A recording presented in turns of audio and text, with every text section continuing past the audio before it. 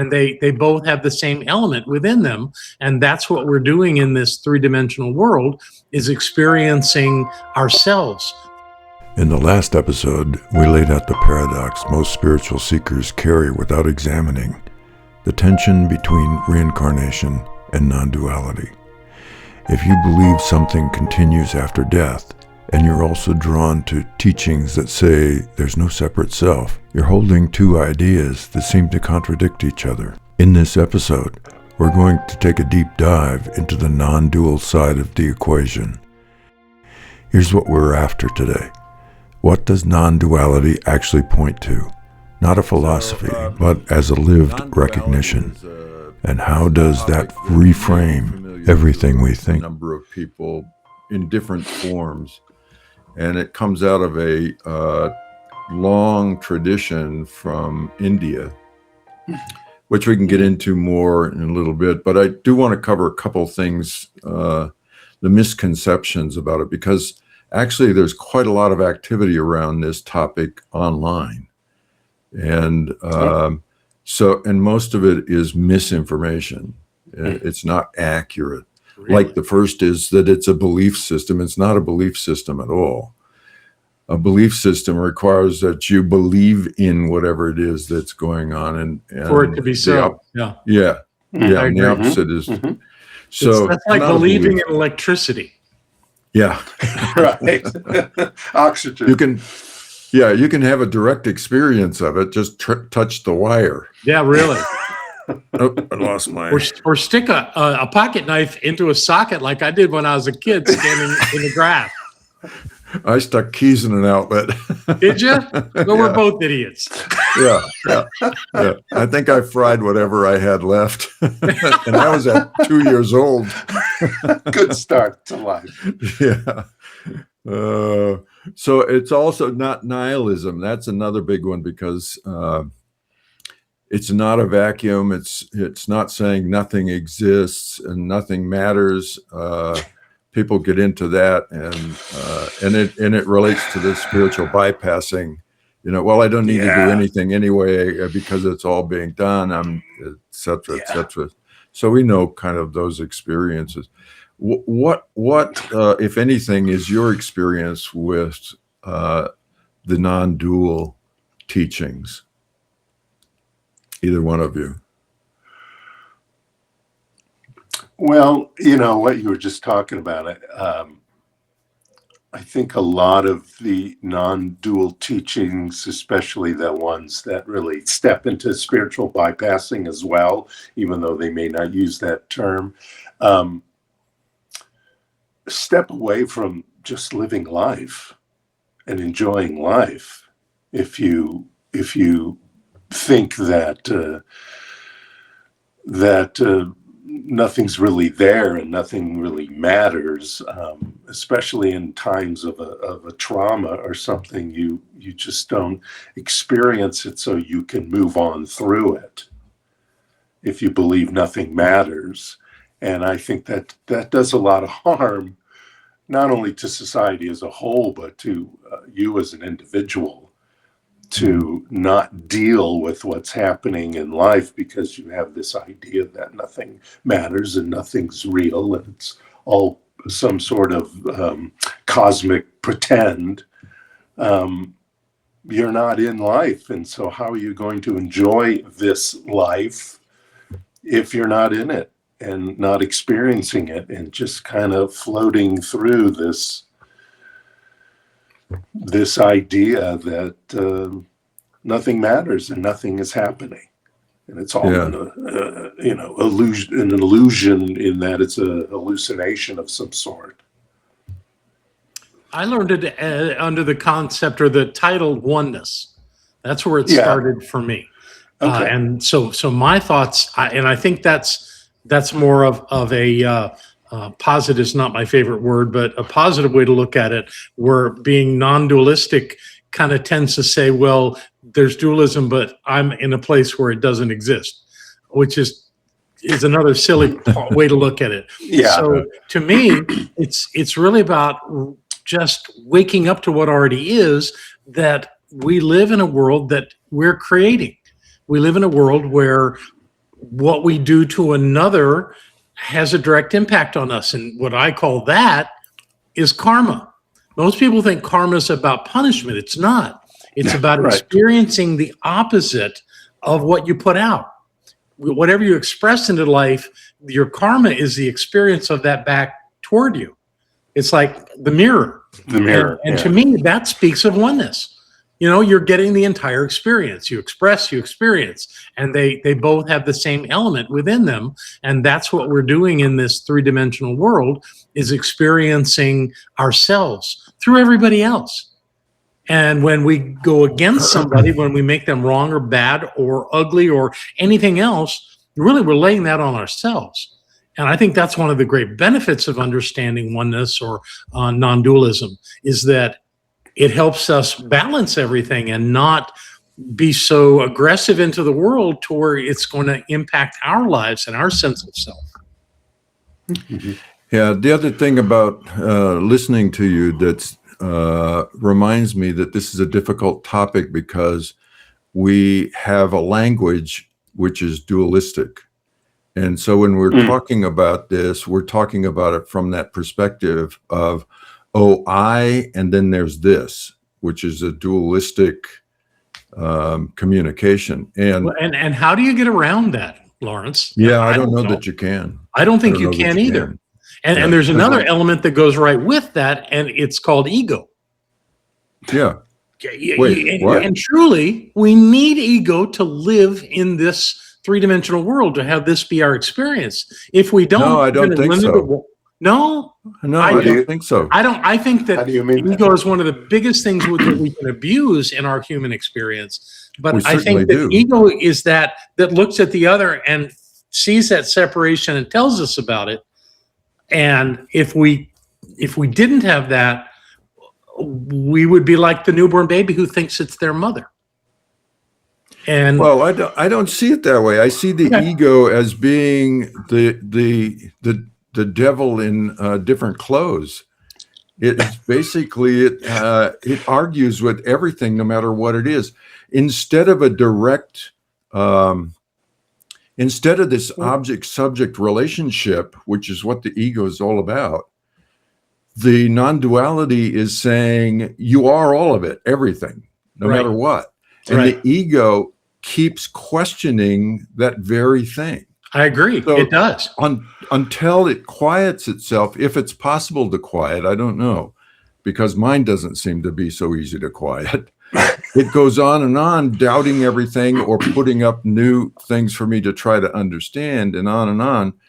And in the direct experience of the oneness, at least in my experience so far, the ego goes into the background or disappears, because I'm no longer putting my awareness on it.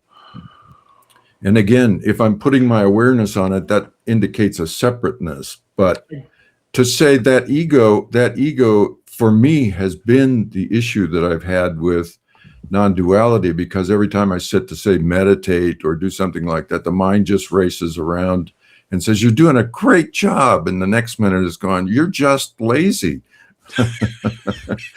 So you're right. That's ego. You're absolutely right. So are you equating ego with monkey mind and that kind of idea? Okay. Yeah. And I see all of that. I think you're absolutely right, Lawrence. However, if we didn't have that ego to point us to separation, I don't know how we function in this physical world. I think it gets out of control. I think everybody's gets out of control. And then you learn to manage it. You learn to say, no, I'm not going there, even though that's what you're suggesting is that something wrong here, or something is dangerous, or sometimes it's intuition, sometimes it's ego. So it's our job to be able to decipher between and not fall prey to the ego. Yet I don't know how you live in this physical universe without some level of experiencing the separateness of a three-dimensional world. Even if we don't give it power over us, it's still there. Yeah. Jay, what do you think? Well, I'm just thinking about the difference in the word separation versus individualization. That in the non-duality, so we're talking about this oneness that you were talking about, John, and in the oneness we individualize a version of this oneness that we all enjoy, that we all are a part of. So it doesn't make us separate, because the oneness that you could say we are separate from each other is the ego. When you feel like you're separate from, if I feel like I'm separate from you and separate from Lawrence, it just doesn't feel true to me. Here's the thing that works for me. And I'm sure Lawrence will be right back. Maybe There we're he still. is. Just wanted to go There you the go. other We just side. changed positions. There we go. Doing a little musical chairs. Wow. Is that I don't think I'm separate from you. I think Right. that my body is separate from your body. Right. And that still happens at the level of ego. But that's a belief. That my body is separate from your body? Yeah. Okay. That's a belief. Yeah, so what's your direct experience, as opposed to what is your belief that you learned as a child that you were separate from everybody else? When you were 2 years old, you didn't have that experience. Right? Or maybe it was 1 year old, because now 2-year-olds are smarter than They're I pretty am. smart, yeah. And they're especially on a computer. Yeah.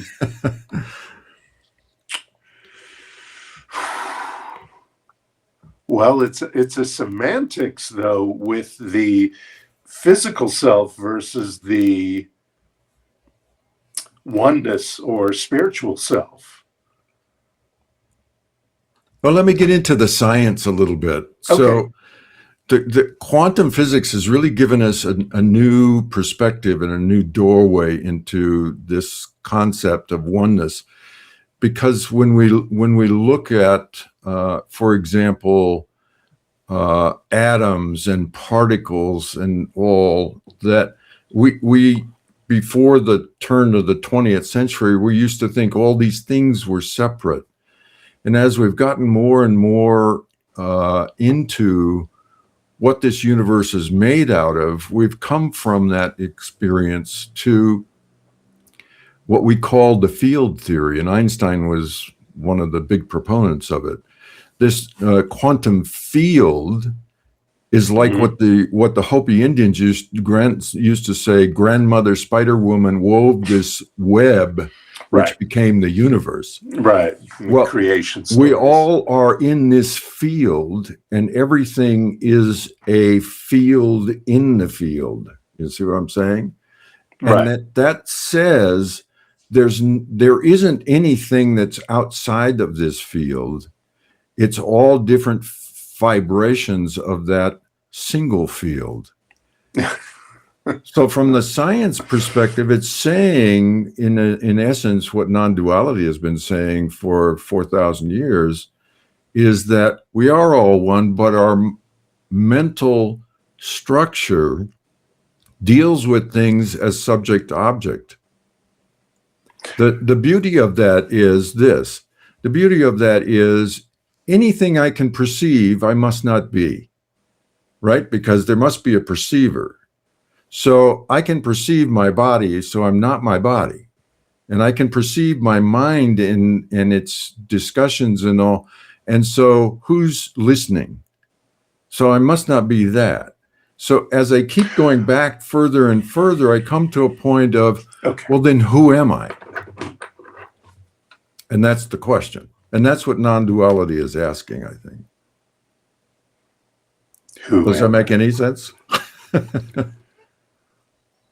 Huh. There's a little bit of that. Did I just kill the conversation? No, Well, no, I was just no, giving no. Jay a chance to. There's a little bit of that reflect on this. that supposed Rumi quote about not a drop in the ocean. You're the ocean in a drop. I like that. Yeah, that's a good one. Because you're your own self. You're all of the universe. You are all of the universe, and all of the universe is within you at the same time. Yeah, Troward taught that.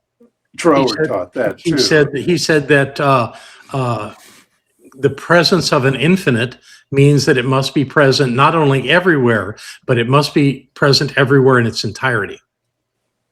Yeah. And that's what we're dealing with here, is Right. that even though there's individuation, it's still the entirety at every point, meaning that I am all of God, you are all of God. Yeah. And when we start to understand that and live our lives that way, we find peace because we won't go to war, we won't argue. Right. We won't find fault, so it gets rid of judgment. I think that's one of the basic things that I get from this whole idea of oneness, is that how can I judge? And when I counsel people, I tell, and they're angry with somebody, I tell them, do you know that one is the same presence of the divine that you are? And that when you blame them and when you criticize them and when you find all this fault in them, it's like saying God's stupid, God's an idiot, God's, and just put the name God on all of that and see how it feels. Yes. And it doesn't work. Yeah. It doesn't work. So if you can just grasp this idea of oneness or non-dualism in a way that you can use it to function in your life, it takes all of those trappings away. If you can live that way. Yeah. Yeah. I think as people get separated from their oneness, whether it's because of allowing life to take over or the ego, as we were talking about earlier, when you get disconnected from that oneness, or from, if you want to use the word God or the divine that is within you, your ocean that is part of all of the drop, that's when violence and hate and etc. starts really showing up, because you start thinking of yourself as totally separate. Yeah. I was looking up something about the difference between all of us, just in the essence of life, in our DNA. And I was reading that 99.9% of our DNA is exactly the same, Right. human to human. And then only 0.1% is different. And that 50% of our DNA we share with bananas. Yep. Sure. Okay, and well, if you that take really it helps. closer to like other primates, Well, but it's scary how close we are to the same. chimps and bonobos. Yeah, those primates. We are 99% I know, same it's like in DNA. bizarre. Right. So if you take the word DNA and you extrapolate that to a non-duality thought, then it's like, well, you're not that much different than I am.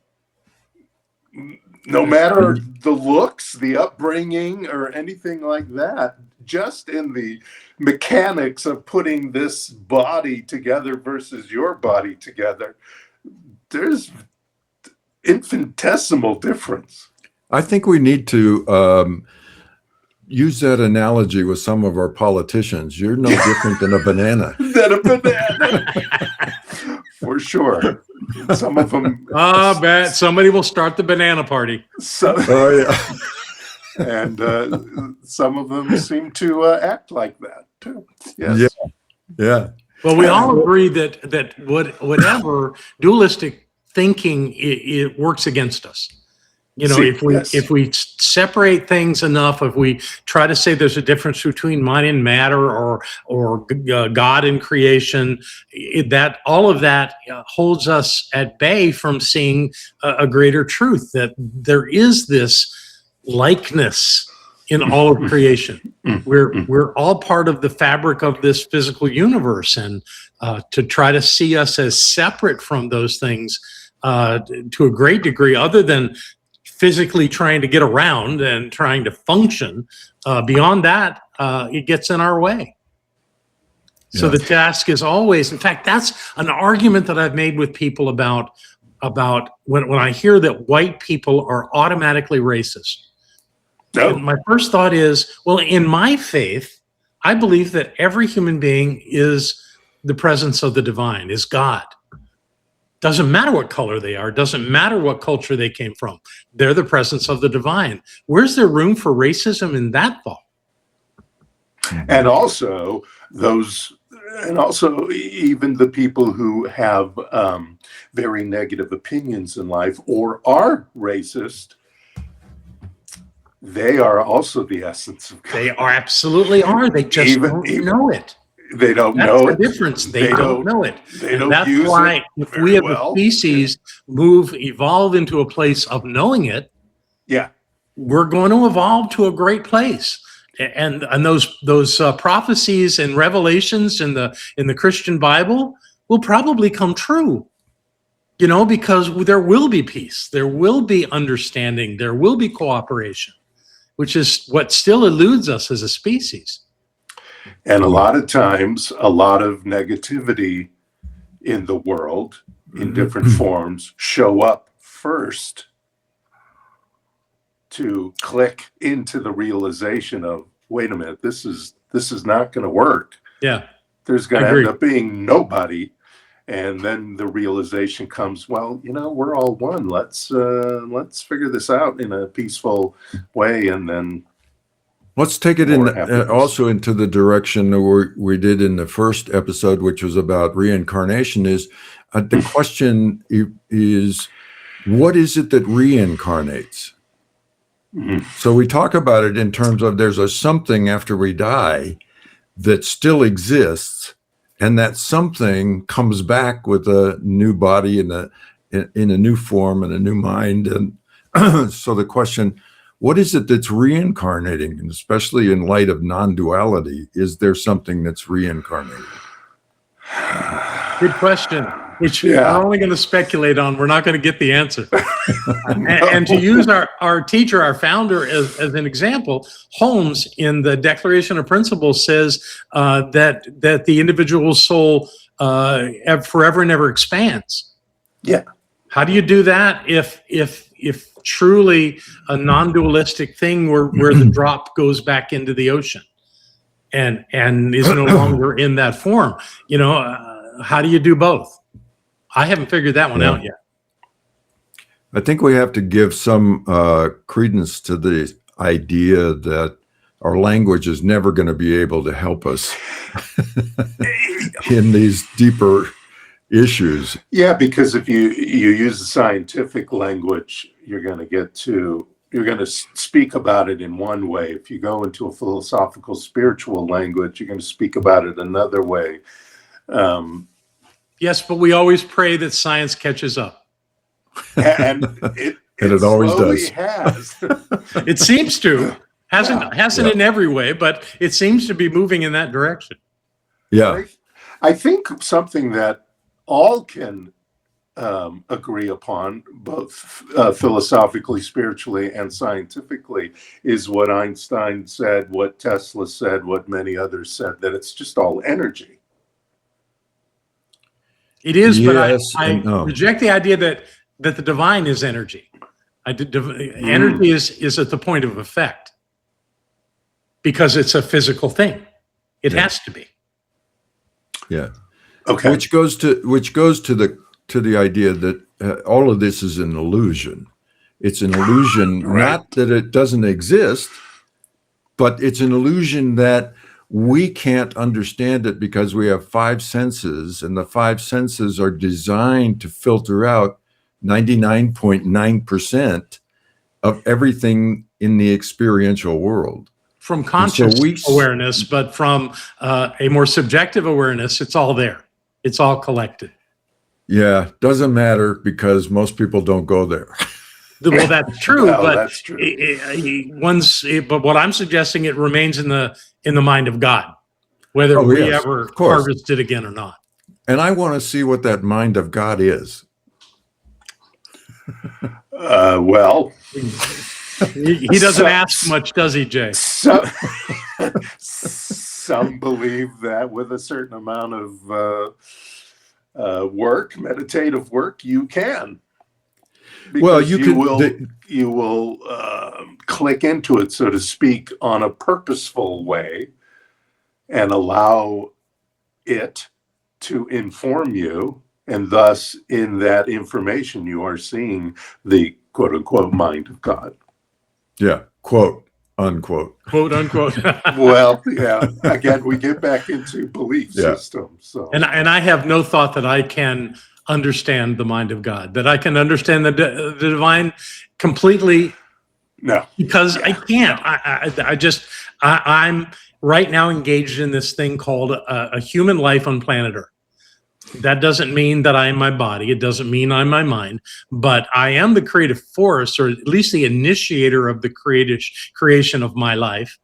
And that means that I'm not playing in this physical world, that my true self exists at some other dimension or some other way beyond this three-dimensional world that is all set up for us to have, for it to reflect our five senses, for us to use our ego, which we abuse mostly. But I want to just go back to the ego for a second and say that it's a tool, and if we learn how to manage it, it helps us get through the thing called being human. It does not help us be spiritual. It does not help us awaken to our spiritual nature. Ego doesn't do that at all. Anybody that thinks it does is missing the point. But So again, the idea of reincarnation and something is traveling or transmigrating through time and space, and in science we know that time and space are also an illusion that's created. So are we propagating something? Is there something within us that's moving and being? And I'm wondering if, since the body drops away, it's clearly not the body that's moved into the next experience. And the mind, at some point in my death experience, the mind goes away and there's only a direct experience of everything. What is this idea of reincarnation? Where would it have come from? well, you see, the mind goes away. And I would imagine the individual mind, our conscious mind of this lifetime, may go away. For some, there's been evidence that some carry it forward. But the greater reality to me is Holmes says God is mind. So that mind of God, that wholeness of mind, does not go away. It's still collecting and doing what it does and being the impetus of creation. It's all still there. So of course, can you go from one body to another body and be the same as before? I think some of our illustrations of that, like I am a drop of water in the ocean, or I'm a wave in the ocean, or I'm a whirlpool, or whatever, are all limiting. They all hold us at a physical understanding of a spiritual context. And it's not going to get us where we need to go with that. So do we experience multiple lives with the same consciousness, same base consciousness? I don't know. To some extent, we talked about this in the first episode, which is the experience of the little boy who was a movie actor who before, remembered all of these things. And then there's another one who remembered being a fighter pilot in World War II, and they proved all the things he said were accurate. Therefore, that being some evidence, we would say, oh yeah, so that individual that was the fighter pilot came back into this body and is here for who knows what reason. But does that not prove reincarnation is a reality? It certainly suggests it. We lost Jay now. Well, we lost you for a little while. You came back. Let's hope Jay comes back. I don't think you insulted him in any way there. I was listening. There he is. I don't know what happened, but there I am. Obviously, it's musical chairs. It's musical the chairs. internet. Let me ask you something about the mind, because from talking to you about your experience and reading about other people's near-death experience, a lot of them, probably not all of them, but a lot of them talk about seeing relatives who have already left this earth. So where is that memory coming from? Where is that recognition coming from? And is it because it is a near-death experience versus a death experience that you see these quote-unquote people? Well, I don't think you can. I don't think I can speak from a true death experience, or it wouldn't have been a true death experience. That's true. You wouldn't be here to talk about it. But that's what I'm asking. Yeah. You were saying the mind goes away. When does that technically happen? When it's a true death, or because many people talk about, I saw my mother, I saw my grand, whatever, and they told me to go back, or they whatever. So I think the experience when you pass, the first thing that happens is you become an observer. You observe a body, you observe the scene of what's going on, like I did. Yeah. And then from the observer, there's this kind of absolute expansiveness that has no boundaries. So there's no personalization of anything.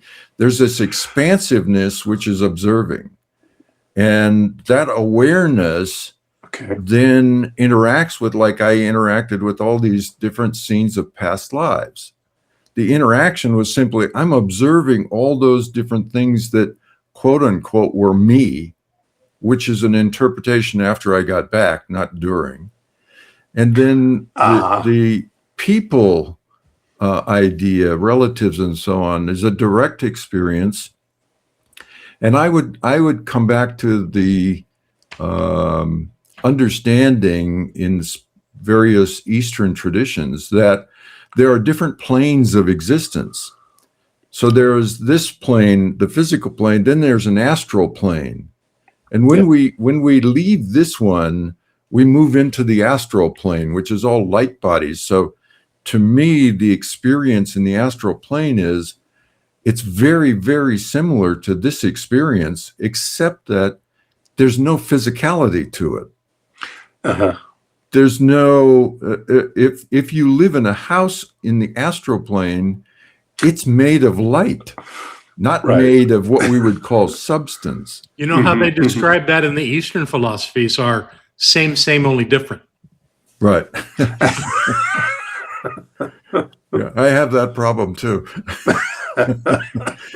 So I think from my experience of passing over, when you become boundless, it gives you a complete different mindset as to who you are, because that mind and body have gone away, and all the personal things related to it are now a subset somewhere else.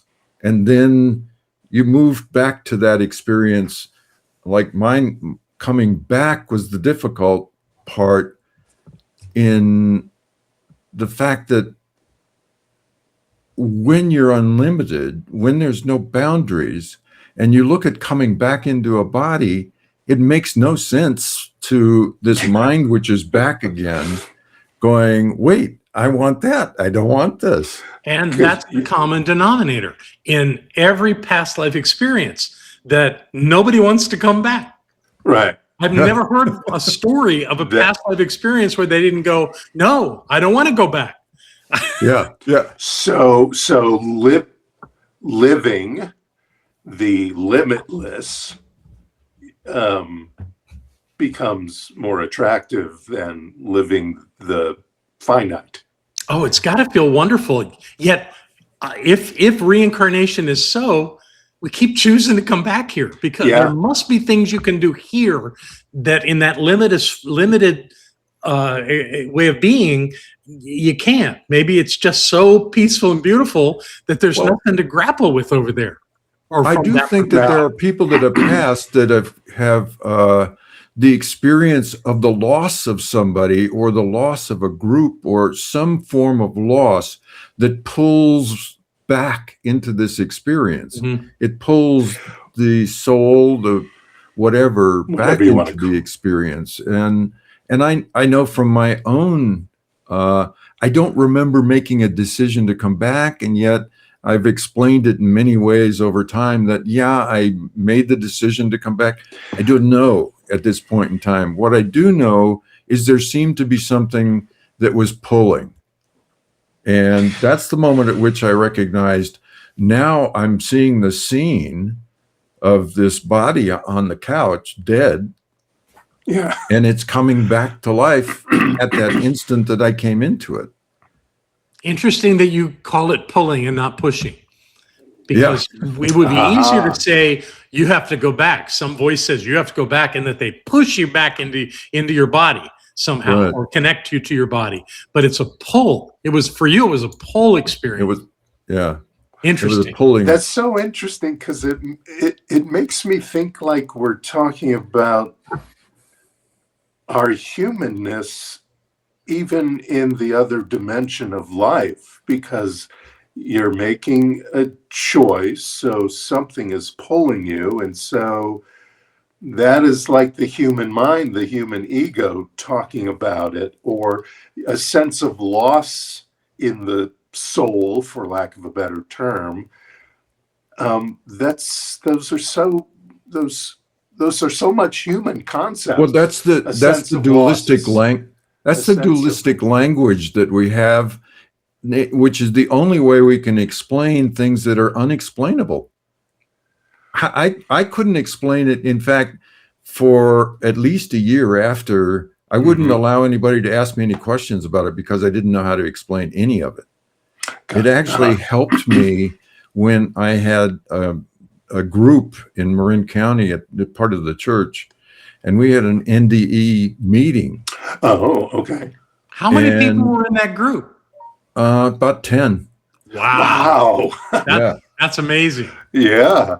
The other day when I was at Unity, or a couple of weeks ago, and I asked how many of you have had a past life, a third of the hands went up. A third of the hands.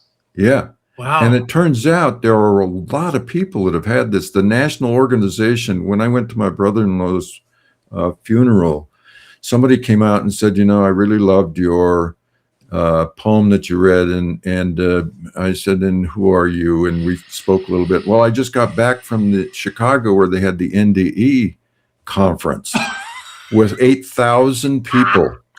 8,000 people. Wow. Holy moly. Well, so many books. I wouldn't be allowed to go to that. No, because I'm having a near-life experience right now. Yeah, you're out. I'm out, really. That way. Yeah. And they validate your ticket how?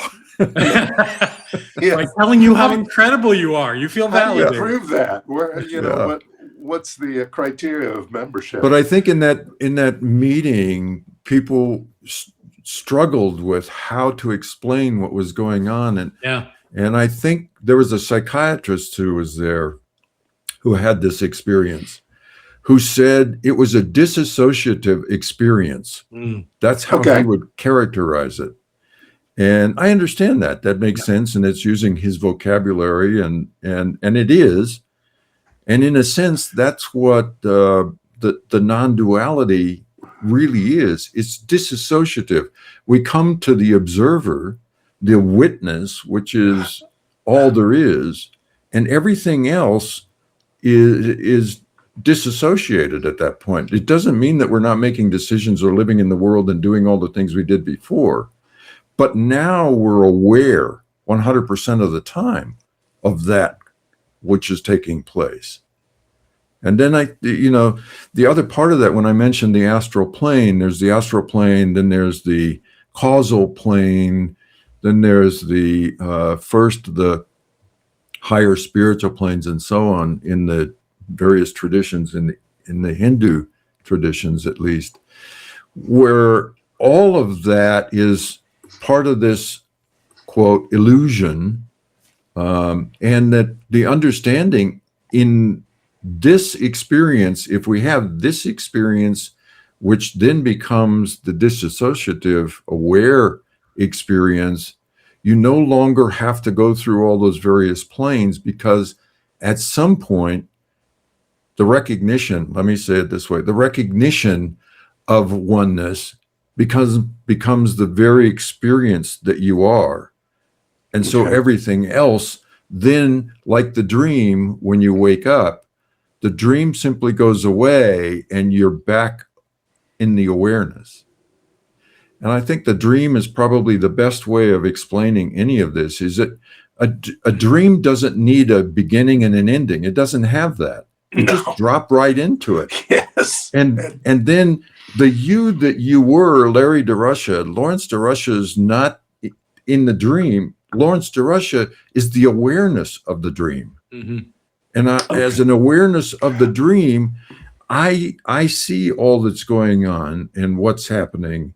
And I think, to me, that helps me understand this whole idea. And in deep sleep, beyond the dream state, we're in that state that we call the non-dual state. We're aware. Most people get into the deep sleep, but they're not aware that they're in deep sleep. When you're aware you're in deep sleep, you realize it's peace, happiness, joy. It's all the things that we talk about. Mm-hmm. And I think that at least for me, when I crossed over, I could experience as words all of that in that one moment of being disassociated from everything else. It was totally peace. It's something hard to describe. And in fact, I should shut up because I don't know what to do with it. It's interesting being disassociated in the, let's say, astral plane is a good thing, but being disassociated in the human plane we are living now is not a good thing, because then you detach from the idea and from the living in the idea of oneness.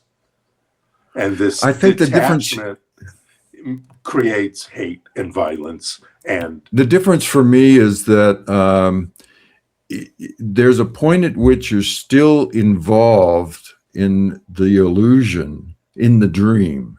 You're still involved in the dream when you go into the astral plane. The objective, so to speak, of non-duality is not that. You're not any of that. You're the whole of it. There's no longer a separate experience of any of it. So the idea is, I am it all. When we cross over and we're in the astral plane, we're that thing in the astral plane. So see what I'm saying as a difference? Yeah. Oh, yeah. Oh, yeah. But is there self-awareness in both places? Yes. I thought so too. I thought you suggested earlier there wasn't, but you have to get that you're the one observing it. You can actually move into the astral plane. And in fact, I'll give you a quick example of it. I did a clearing at a home here, and I used an old Tibetan process, and you use sage, and you do a clearing of the energy. Right. And in that clearing of the energy, the astral body of the individual who inhabited that particular place, who had gone through a traumatic experience, was still there, because they couldn't find their way, so to speak, to the light. So that's what I call a ghost. It's some astral body that's trapped in this experience from the type of trauma that they had. And by using the Tibetan process, one of the things you do is you open up a channel. What I felt was, I simply said to myself, I'm opening a channel into another experience to allow you as this body to leave. And I get this chill going up my spine and right out the top of my head. Mm-hmm. And after I completed that, I asked the owners of the place to come and see if it felt clear to them. And they walked in and said, it looked different, it felt different, it had a whole different kind of energy to it. Mm-hmm. So we can access different planes, and there are many yogic traditions that, you know, teach how to do those kinds of things. For me, it's Same another kinds of distraction. ceremonies are available in Native American traditions. Oh, Absolutely. yeah. I've So- done that with shamans. Let me ask you Right. this. So the trauma that person experienced keeps them from entering the astral in order to possibly, because I don't necessarily know the process of reincarnating again into whatever different essence it has decided to go next. But so Right. it gets trapped here in this It gets trapped in this experience. version of this essence. Yeah, this experience. Yogananda talked about, he had talked to his teacher, his guru, and said, after he had passed, the guru came back to him and he had this conversation and he said, "Why have you left me?" And he said, "There are many on the astral plane who need as much help as those on the physical plane." That's nice. Oh, wow. Yeah. Yeah. And I thought, So wow, we don't achieve that's, enlightenment on the astral plane necessarily. Automatically. Yeah. that's right.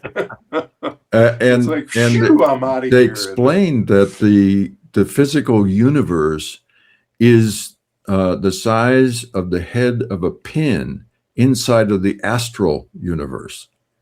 Okay. And there are multiple physical planes in that experience.